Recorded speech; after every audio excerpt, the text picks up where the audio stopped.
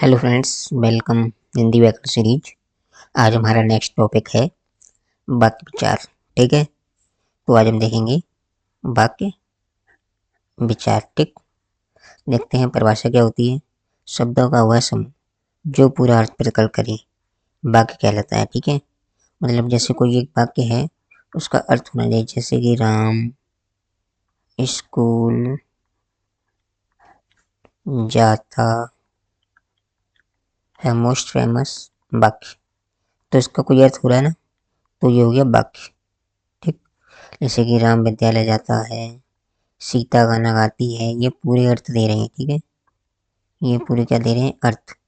तो इसे बोलते हैं वाक्य विचार। मतलब कोई वाक्य, तो अब वाक्य होता है जो उसके दो अंग होते हैं। ठीक है, दो अंग होते हैं, उद्देश्य, ये बहुत पूछ रहा था, उद्देश्य और विधेय। ठीक, तो वाक्य के कितने अंग होते हैं, तो पहले हम ये ध्यान रखेंगे बस, वाक्य के दो अंग होते हैं, उद्देश्य और विधेय। अब देखेंगे आगे ने बोलते क्या, पहले हम ये देख लेते हैं। देखिए, अब हम देखते हैं कि वाक्य के भेद होते हैं जो दो आधार पर होते हैं। एक तो होती है रचना के आधार पर। ठीक, पीछे हमने क्या पढ़े थे, वो थे अंग, तो इसके भेद से तो कोई मतलब है नहीं। ये होते हैं रचना के आधार पर, तीन तरीके के होते हैं, सरल वाक्य, संयुक्त वाक्य, मिश्रित वाक्य। ये बहुत पूछे जाते हैं, संयुक्त वाक्य और मिश्रित वाक्य। ठीक, अब ये हम इनको पढ़ेंगे ढंग से। हम आते हैं अर्थ के आधार पर, कितने तरीके के होते हैं, अर्थ के आधार पर 8 तरीके के होते हैं, रचना के आधार पर 3 तरीके के होते हैं। अर्थ के आधार पर विधानवाचक, निषेधवाचक, आज्ञावाचक, प्रश्नवाचक, विस्मयादिवाचक, इच्छावाचक, संदेहवाचक, संकेत वाचक। ठीक, ये हमारे हो गए 8 तरीके के, रचना के आधार पर 3 तरीके के। ठीक है, ऐसे ध्यान रखें, रचना में 3 है तो 3 वाला तो 3 तरीके से, और इसमें अर्थ के आधार पर आ से अर्थ, आ से 8, रचना में 3 शब्द है तो 3। ठीक, चलिए देखते हैं आगे। अब हम देखते हैं जो हमने पहले पढ़े थे अंग। हमने ये तो सब देख लिया, पहले अब देखिए एक बार समझा देते हैं आपको। जो वाक्य होता है उसके अंग होते हैं, प्रकार नहीं, अंग दो प्रकार के।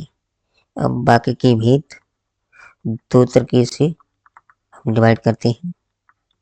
नंबर एक तो हमारा हो गया रचना के आधार पर, रचना के आधार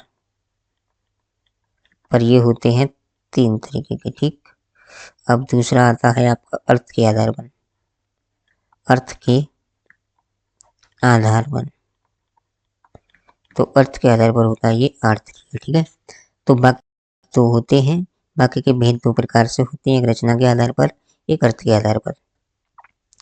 वह भाग जो कर्म करने वाले या जिसके बारे में कुछ कहा गया है उसे बताता है। ठीक है, जिसके बारे में मतलब इसके बारे में कुछ ही बताया जाए, ये एक तरीके का कर्ता होता है, क्योंकि कर्ता के बारे में वाक्य में बात होती है।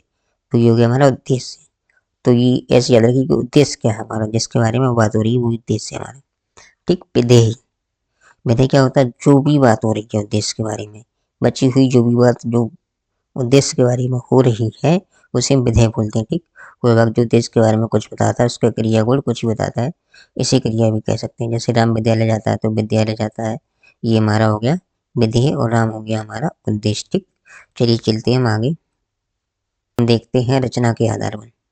ठीक है, रचना के आधार पर वाक्य के भेद हमने आपको बताए थे, ये होते हैं 3 तरीके के, सरल वाक्य, संयुक्त वाक्य,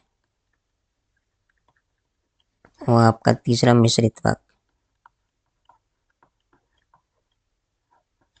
ठीक, तो ये हो गए हमारे रचना के आधार पर, जिसमें केवल एक ही विचार या क्रिया होती है। ठीक है, राम विद्यालय जाता है, ये साधारण है, सरल है, सीता गाना गाती है। ठीक है, ये हो गया हमारा। अब चलते हैं हम आगे, इसमें क्या होता है, क्योंकि और ये शब्द नहीं होते हैं, क्योंकि ये साधारण ही होते हैं। नेक्स्ट देखते हैं हम, अब देखते हैं संयुक्त और मिश्रित वाक्य। इंपोर्टेंट है, दोनों बहुत इंपोर्टेंट है, बहुत ही इंपोर्टेंट है, ये पेपर में बहुत बार पूछे जाते हैं। दो या दो से अधिक सरल वाक्य को संयोजक अवयव जैसे कि और, तथा, पर, या, इसलिए, किंतु, लेकिन आदि शब्द जुड़े होते हैं तो वो होता है संयुक्त, मतलब इन शब्दों से जुड़ा होता है। जैसे राम विद्यालय जाता है और सीता घर पढ़ती है। ठीक, सूरज निकला और पथिया, ये दोनों एक दूसरे पर डिपेंड नहीं होते हैं, ये जुड़े होते हैं इन शब्दों से, ठीक, इन शब्दों से जुड़े होते हैं। और मिश्रित वाक्य में क्या होता है, ये देखिए, जिसमें एक मुख्य वाक्य और एक या अधिक आश्रित वाक्य, इसमें क्या होता है, एक दूसरे पे डिपेंड होते हैं। यदि बारिश होगी तो मैं नहीं जाऊंगा, ठीक। मैं जानता हूँ कि तुम अच्छे छात्र हो। मैं जानता हूँ कि तुम अच्छे छात्र हो, ठीक। ये होता है बारिश होगी तो मैं स्कूल जाऊंगा, तो ये इस पे आश्रित है। मैं जानता हूँ कि तुम अच्छे मित्र हो, तो ये इस पे आश्रित वाक्य है ना, ये हो गया, ठीक। चलिए चलते हैं हम अपने, ये प्रकार हो गए हमारे रचना के आधार पे 3 तरीके के होते हैं, ये हमने पढ़ लिए हैं, ठीक है। एक बार देख लेते हैं, सरल वाक्य, संयुक्त वाक्य और मिश्रित वाक्य, ठीक। ये हो गए हमारे। अब देखते हैं हम अर्थ के आधार पर, तो अर्थ के आधार पर हमारे वाक्य कितने होते हैं, 8। विधानवाचक, इसमें सकारात्मक भाव व्यक्ति हो, किसी बात का विधान हो, जैसे कि राम विद्यालय जाता है, नियमित है ना, वह खेत पर काम करता है, काम हो रहा है, या कोई नकारात्मकता नहीं है। निषेधवाचक में क्या होता है, ना से पता चल रहा है कि इसमें निषेध होता है, मना होता है। राम विद्यालय नहीं जाता है, मैं मिठाई नहीं खाता हूँ, ये, ठीक। तो ये हो गया निषेधवाचक। अब देखते हैं आज्ञावाचक, ये देखिए नाम से ही लग रहा है कि इसमें क्या होती है, आज्ञा होती है, जिसमें आदेश, निवेदन, प्रार्थना, सलाह का भाव हो, ठीक है। दरवाजा बंद करो, आदेश, कृपया बैठ जाइए, निवेदन, समय पर आओ, ठीक, सलाह। तो ये होते हैं हमारे आदेश, निवेदन, तो ये हमने एग्जाम्पल देख लिए हैं, आदेश, निवेदन, प्रार्थना या सलाह का भाव हो, ठीक। ये भाव प्रश्नवाचक, ये तो हो गया हमारा आज्ञावाचक, नाम से पता चला है। अब प्रश्नवाचक, ये तो और भी सरल है, इसमें प्रश्न चिन्ह लगा होता है पीछे और कोई सवाल पूछ रहे होते हैं, ठीक है, कोई सवाल पूछ रहे होते हैं। क्या तुम विद्यालय जाते हो, तुम्हारा नाम क्या है, तो इसमें प्रश्न पूछ रहे हैं, तुमने बता दिया, आपको नाम से ही लग रहा है। आगे देखते हैं विस्मयादि बोधक, ये भी बहुत जरूरी है, इसमें ये एक्सक्लेमेटरी जैसे इंग्लिश में बोलते हैं, ये चिन्ह लगा होता है, ये विस्मयादि बोधक होते हैं, जिसमें कि आश्चर्य, दुखद, आनंद, आनंद भावनाओं का भाव होता है। वाह, कितना सुंदर दृश्य है, ये देखिए विस्मयादि बोधक चिन्ह है, हाय मेरा खिलौना टूट गया, ठीक।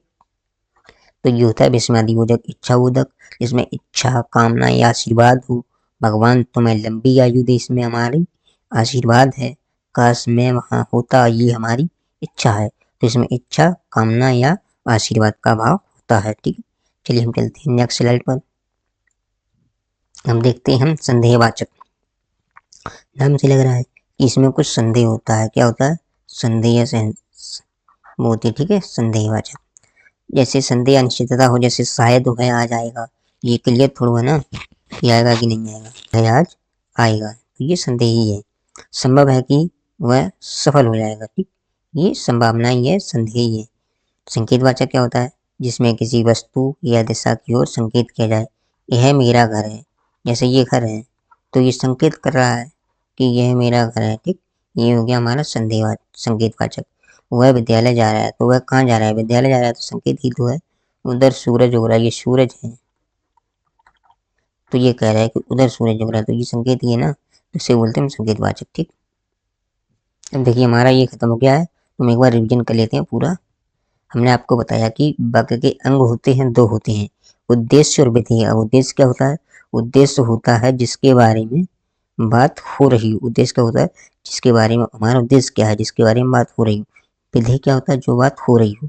अब आते हैं हम कि वाक्य के भेद कितने होते हैं, वाक्य के भेद 2 प्रकार से होते हैं, तो रचना के आधार पर होते हैं, एक अर्थ के आधार पर होती है। और रचना के आधार पर कितने, रचना 3 शब्द हैं, तो 3 तरीके के, सरल वाक्य, संयुक्त वाक्य और मिश्रित वाक्य। अर्थ के आधार पर आ से अर्थ, आ से आर्ट, अर्थ के आधार पर 8 होती हैं, विधानवाचक वाक्य, निषेधवाचक वाक्य, आज्ञावाचक वाक्य, विधानवाचक वाक्य, विस्मयादिक बोधक वाचक वाक्य, इच्छावाचक वाक्य, संदेहवाचक वाक्य, संकेतवाचक वाक्य, ठीक। इनको हम एक बार पढ़ चुके हैं, देख लेते हैं। सरल वाक्य ये सब पढ़ लिया हमने, बता दिया क्या होता है, अब ये हमने सब पढ़ लिया। अब देखते हैं हम रचना के आधार पर एग्जाम्पल देख लेते हैं, इनका कंक्लूजन जो हम देखते आते हैं, ठीक। देखिए 3 तरीके बताए थे हमने रचना के आधार पर, ध्यान रखना है, सरल वाक्य, संयुक्त वाक्य और मिश्रित वाक्य। राम खेलता है, सरल वाक्य है, राम पढ़ता है और मोहन खेलता है, तो हमने क्या बताया था, ये और शब्द से जुड़ा हुआ है और 2 अलग अलग वाक्य हैं, ठीक है। उस मिश्रित वाक्य में क्या है, यदि बारिश होगी तो मैं कल नहीं जाऊंगा, इसमें ये वाक्य आश्रित है ये वाला वाक्य, ठीक। तो इसमें मुख्य वाक्य एक आश्रित वाक्य, इसमें दो विचार होते हैं, इसमें एक ही विचार होता है, ठीक है। ये हमने देख लिया रचना के आधार पर वाक्यों का सारांश। रचना के आधार पर तीन तरीके थे, अर्थ के आधार पर 8 तरीके के हैं। वाक्य के भेद विधानवाचक, निषेधवाचक, आज्ञावाचक, प्रश्नवाचक, विस्मयादिबोधक, इच्छावाचक, संदेहवाचक और संकेतवाचक। एग्जाम्पल, राम विद्यालय जाता है, ठीक, साधारण वाक्य हो गया। राम विद्यालय नहीं जाता है, निषेधवाचक। दरवाजा बंद करो, आज्ञावाचक। प्रश्नवाचक, क्या तुम पढ़े हो, विस्मयादिबोधक। वह कितना सुंदर है, ठीक, इसमें भावनाएं होती हैं, इसमें प्रश्न होते हैं। ये आप स्क्रीनशॉट ले लेना, ये पूरा एक निचोड़ हो गया है अर्थ के आधार पर, ठीक है। आज्ञावाचक आदेश और अनुरोध होता है, निषेधवाचक नकारात्मक, विधानवाचक में सकारात्मक। इच्छावाचक भगवान भला करे, तो इसमें हमारी एक इच्छा है कि भगवान भला करे, इच्छा आशीर्वाद होता है।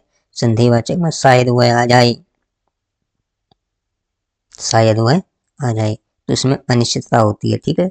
अब संकेतवाचक में ये मेरा घर है, तो ये संकेत दे रहा है, किसी चीज की ओर संकेत किया जाता है, ठीक। आपको समझ में आ गया होगा, आसान था ये। तीन वो इम्पोर्टेंट हैं जो हमने बताया था। सरल वाक्य तो आपको बताया, संयुक्त और मिश्रित वाक्य। संयुक्त वाक्य में दो अलग अलग तरीके के वाक्य होते हैं, लेकिन वो जुड़े होते हैं, ठीक है। दो अलग अलग तरीके के वाक्य होते हैं संयुक्त में, लेकिन वो ये शब्द और इसलिए किंतु परंतु से जुड़े होते हैं। मिश्रित वाक्य में दोनों वाक्य एक दूसरे पर डिपेंड होते हैं, ठीक। अब ये हमारी होगी क्लास खत्म। थैंक यू सो मच देखने के लिए। एक बार मैं फिर से लिख दे रहा हूँ बस, ठीक। विस्मयादिबोधक का चिन्ह है, समझा लिया आपको। धन्यवाद इस क्लास से जुड़े रहने के लिए, ऐसे देखते रहिए। हम एक दो दिन में कंप्यूटर की क्लास और स्टार्ट करेंगे, और इसको यहीं पे तो कुछ दिनों के लिए रोकेंगे, तो कंप्यूटर क्लास स्टार्ट करेंगे, ठीक है। धन्यवाद, थैंक यू सो मच, जुड़े रहेंगे ऐसे ही।